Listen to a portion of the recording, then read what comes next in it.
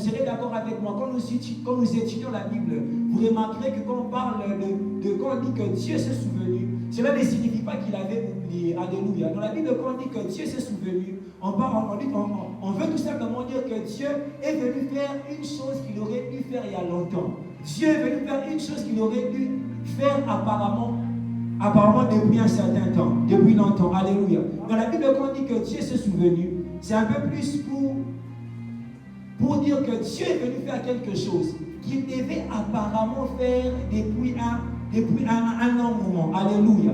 Alléluia. Et le texte que nous avons lu, le texte de Luc 1 est en train de nous parler, en train de nous donner un exemple de personnes dont Dieu s'est souvenu. La Bible nous parle du couple de Zacharie et d'Élisabeth. La Bible est en train de dire que les deux étaient justes devant Dieu, observant d'une manière irréprochable tous les ordonnances et le commandement du Seigneur. Mais la Bible nous montre aussi qu'ils n'avaient pas d'enfants. Ils observaient d'une manière irréprochable les commandements de Dieu, mais ils n'avaient pas d'enfants. Ils n'avaient pas d'enfants pas parce qu'ils avaient péché. Alléluia. Contrairement à beaucoup de personnes qui sont en train de souffrir, tout simplement parce qu'ils ont péché. Parce que rappelez-vous, les péchés est à la base de beaucoup de mauvaises choses que nous sommes en train de vivre. Alléluia. Les péchés emmènent le trouble. Quand les enfants d'Israël ont perdu la bataille face à Haï à cause du péché de Achan, Josué a dit à Achan, pourquoi as-tu troublé le peuple de l'Éternel? Le péché emmène le trouble. Le péché fait que Dieu ne puisse pas nous exaucer. La Bible dit dans Jean 9, le verset 31, que Dieu n'exauce pas les pécheurs. Les péchés empêchent à Dieu de se manifester dans nos vies. La Bible dit que les oreilles de Dieu ne sont pas trop dures. Sa main n'est pas courte, mais ce sont nos crimes, nos péchés qui érigent un obstacle entre nous et Dieu. Alléluia. Les péchés emmènent la malédiction.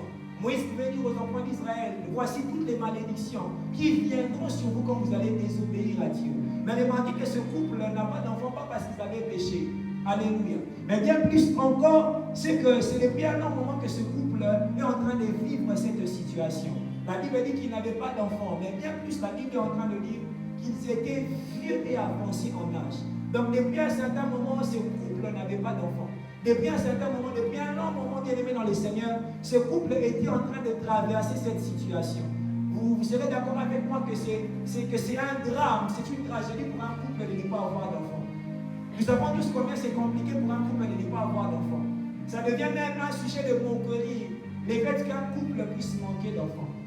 Mais bien aimé dans le Seigneur, la Bible est en train de porter un témoignage à l'égard de ces couples.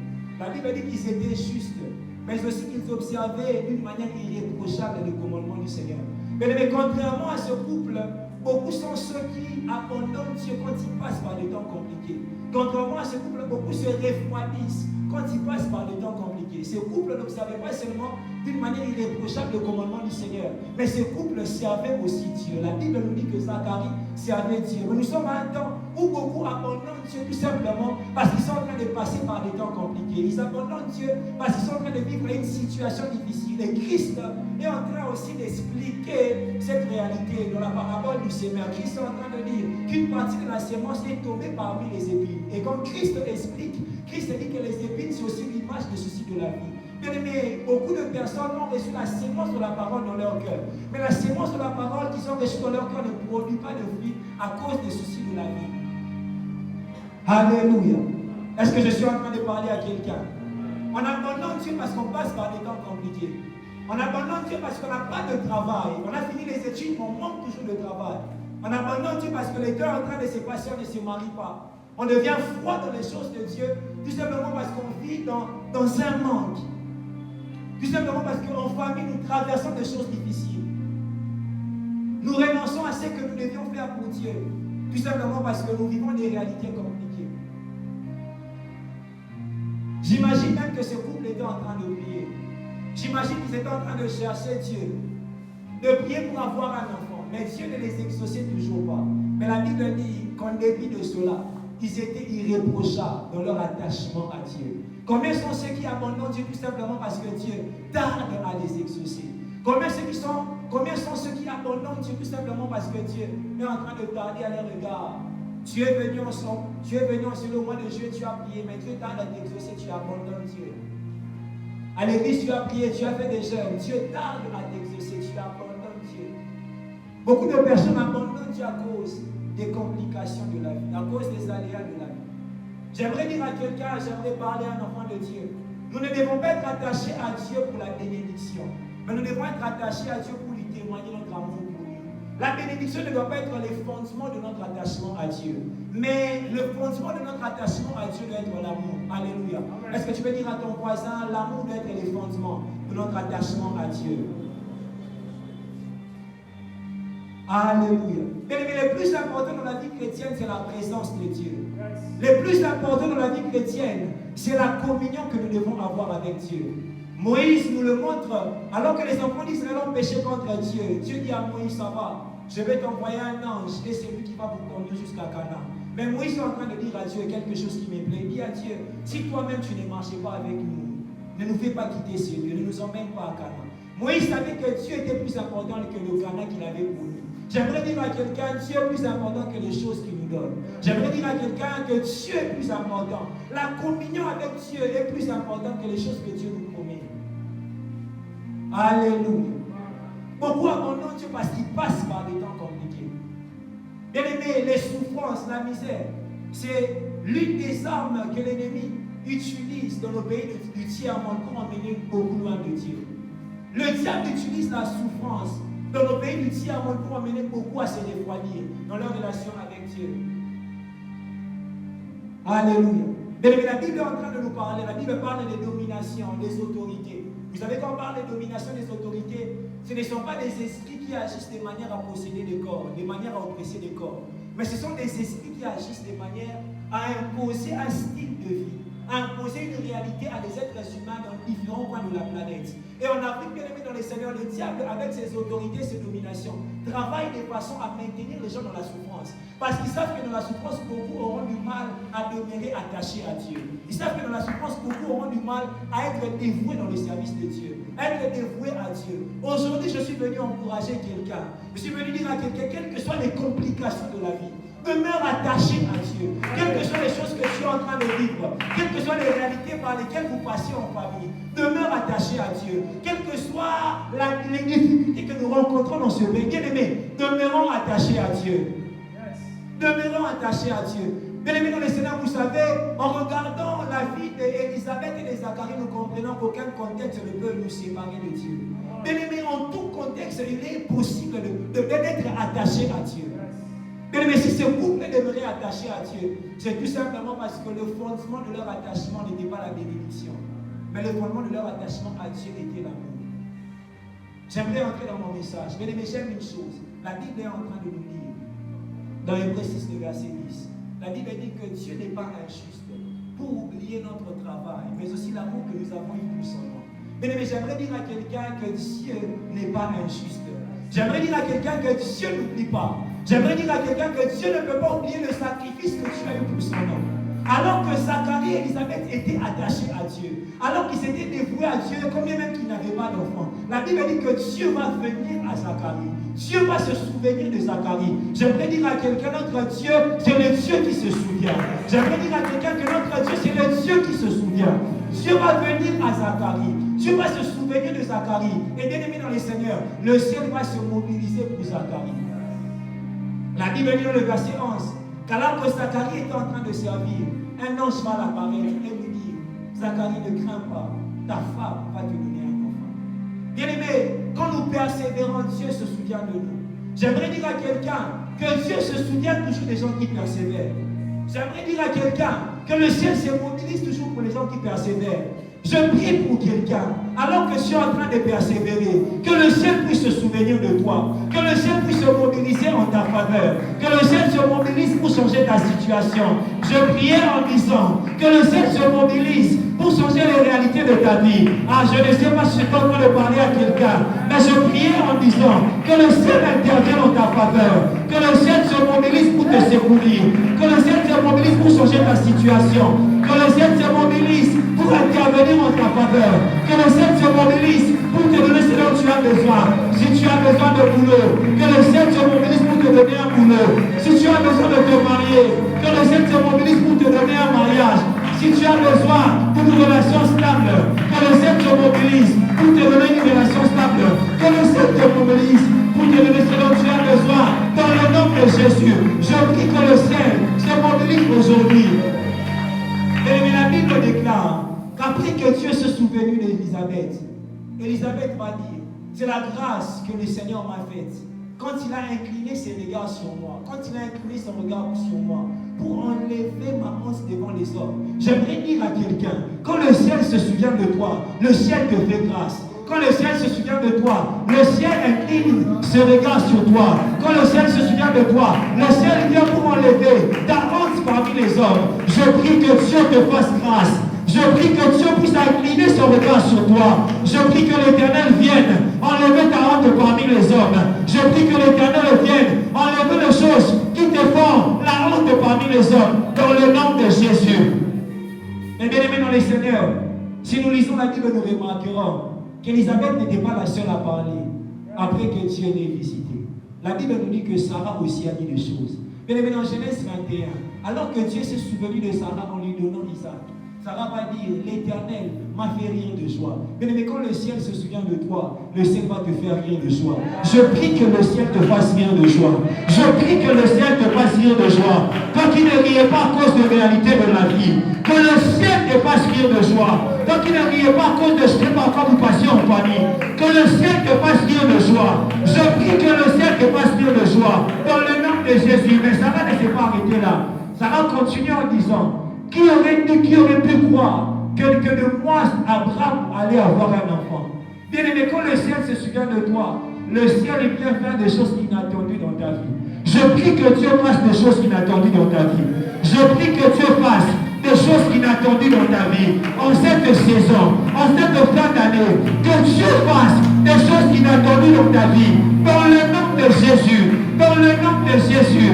Dans le nom de Jésus. La Bible déclare, Dieu est en train de dire, je ferai en vos jours une œuvre que personne ne croira. Si on l'a raconté, la bonne Elisabeth, la Bukola Lelo, Asala la Bokolinayo, Makamuoyo, Batumakondimate, Makamuoyo, Batumakolana Bakondimate, Makamuoyo, Bamon Makamino Bakondimate, Zabasala la Bokolinayo, Makamuoyo, Bakolaka na Université Bakondimate, Zabasala la Bokolinayo, Makamuoyo, Bakolaka na Musala Bakondimate, Makomo na Yesu, la Bible déclare que la Bible déclare, il y a de tenant de la part de l'Éternel. J'aimerais dire à quelqu'un, notre Dieu est le Dieu des choses étonnantes. Notre Dieu est le Dieu des choses étonnantes. Mais bien aimés, si nous continuons de lire la Bible, nous remarquerons que ce n'est pas seulement ces deux femmes qui ont dit des choses quand Dieu s'est souvenu d'eux. La Bible nous parle aussi de Anne. Alors que Dieu se souvient de Anne en lui donnant Samuel, la Bible dit que Anne était en train de lire, dans 1 Samuel 2, Anne est en train de dire, même la stérile enfante 7 fois. Et celle qui avait beaucoup d'enfants ne peut plus concevoir. Bien aimé, quand Dieu se souvient de toi, il vient exagérer des choses dans ta vie. Bien aimé, j'aimerais dire à quelqu'un, en cette fin d'année, Dieu viendra faire des choses avec exagération dans ta vie. Mais aussi, quand Dieu se souvient de nous, il vient faire un retournement de situation. Anne a dit, même la stérile enfantera 7 fois. Mais celle qui avait beaucoup d'enfants ne sera plus en mesure de concevoir. Mais quand Dieu se souvient de toi, il vient faire un retournement de situation. Je prie que Dieu opère un retournement de situation dans ta vie. Que tes ennemis prennent ta place. Et que toi tu prennes la place de tes ennemis. Je prie dans le nom de Jésus. Que les gens qui te combattaient puissent prendre ta place. Et que toi tu prennes la... Je prie pour une personne. Tu es combattu au boulot. Le patron te combat. Que Dieu te donne la place de ton patron. Et que ton patron, j'étais en train de parler à quelqu'un. Que Dieu te donne la place de ton patron. Et que ton patron prenne ta place. Dans le nom de Jésus. Notre Dieu est un Dieu qui se souvient. Bien aimé, j'aime une chose. Dans Lucas, le verset 36, la Bible est en train de dire, à propos d'Élisabeth, la Bible dit, celle qui était appelée stérile est maintenant à son 6e mois. Bien aimé, les hommes avaient collé à Élisabeth une certaine identité.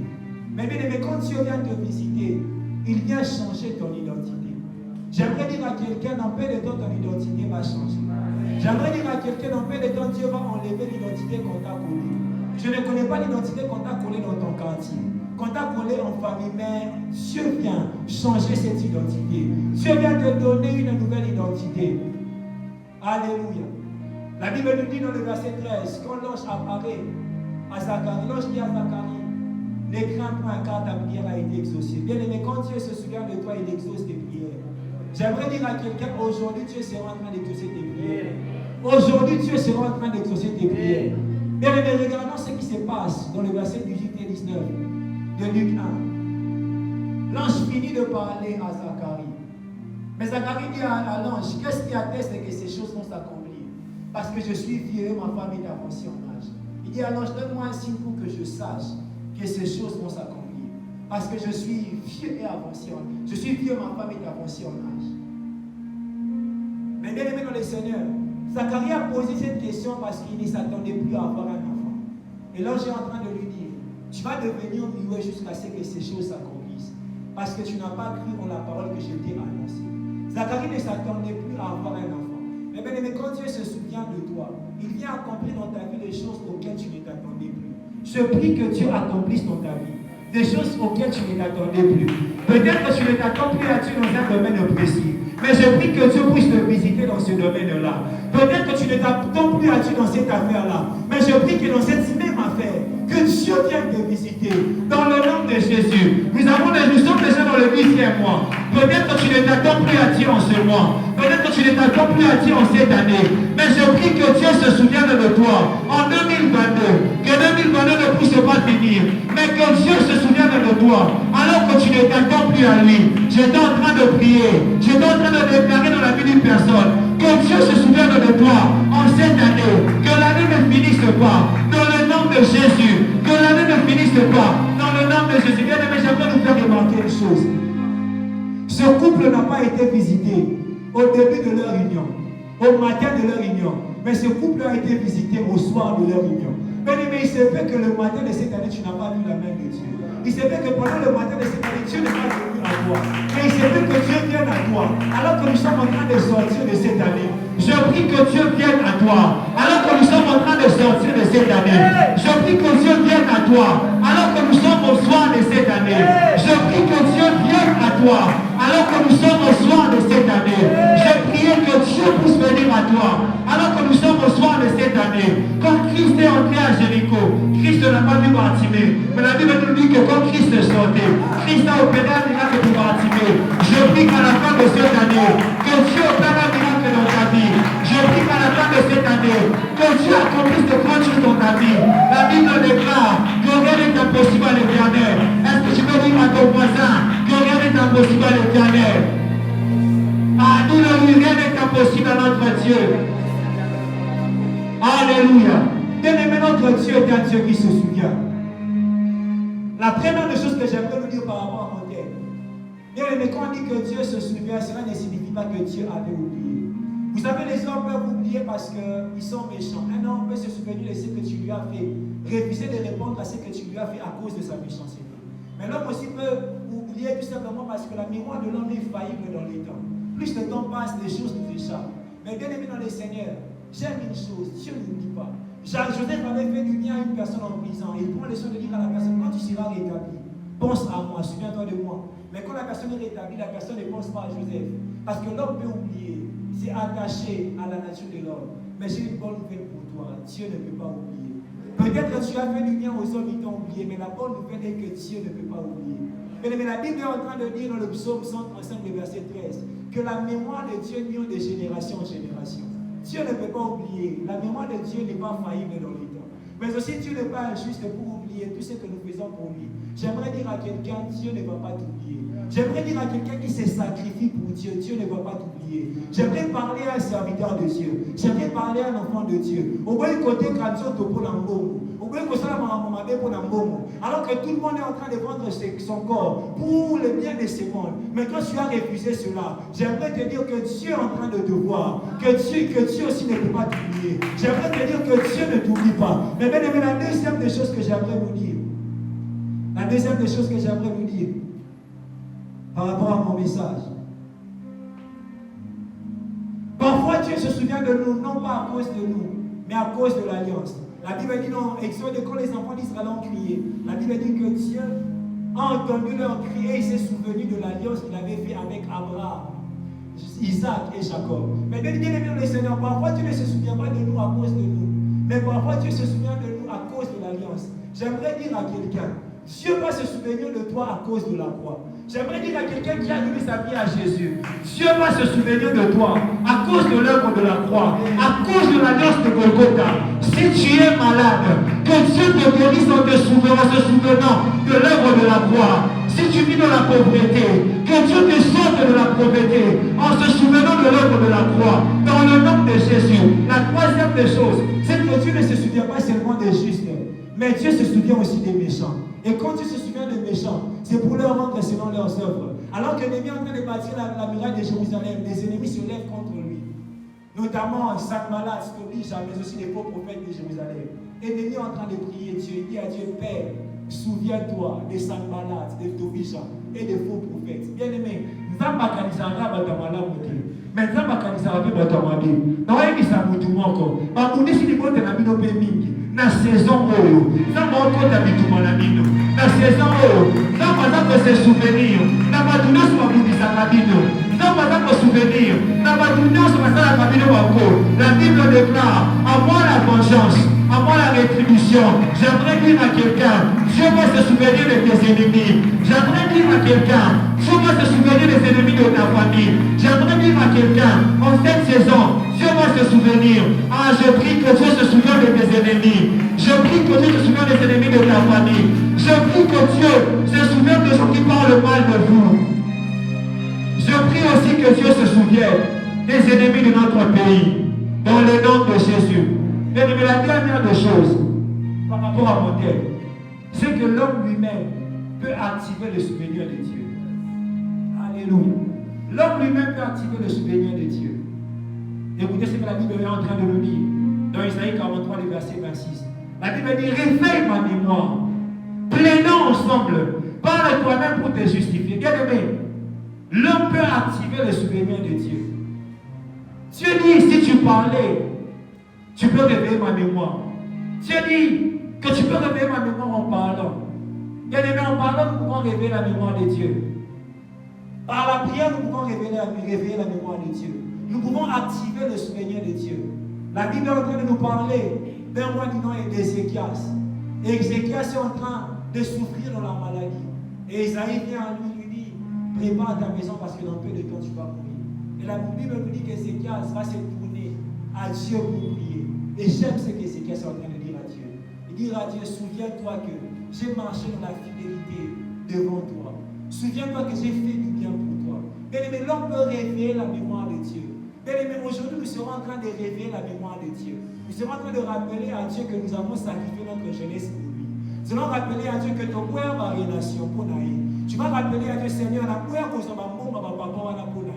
Tu vas rappeler à Dieu les choses que tu as fait pour nous. Bien-aimé, nous pouvons réveiller la mémoire de Dieu. Vous savez, même quand nous prions selon la parole de Dieu, nous réveillons aussi la mémoire de Dieu. Comme nous disons à Dieu, Seigneur, dans ta parole, tu as dit telle chose. Nous réveillons aussi sa mémoire. Nous rappelons à Dieu les choses qu'il a eu à dire. J'aimerais dire à quelqu'un, en cette fin d'année, bien-aimé dans le Seigneur, fléchis tes genoux pour réveiller la mémoire de Dieu. Bien-aimé, fléchis tes genoux, entre dans ta chambre, réveille la mémoire de Dieu. Aujourd'hui, nous allons réveiller la mémoire de Dieu. Aujourd'hui, nous allons réveiller la mémoire de Dieu. Et j'aime une chose, notre Dieu est un Dieu qui se souvient. La Bible dit que l'Éternel se souvient de Sarah. Et il accomplit pour elle les choses qu'il lui avait promis. J'aimerais dire à quelqu'un, aujourd'hui Dieu sera en train de se souvenir de toi. J'aimerais dire à quelqu'un, aujourd'hui Dieu sera en train d'accomplir ses promesses en ta faveur. J'aimerais dire à quelqu'un, aujourd'hui Dieu sera en train de se souvenir de toi. Il sera en train de s'intervenir dans ta situation.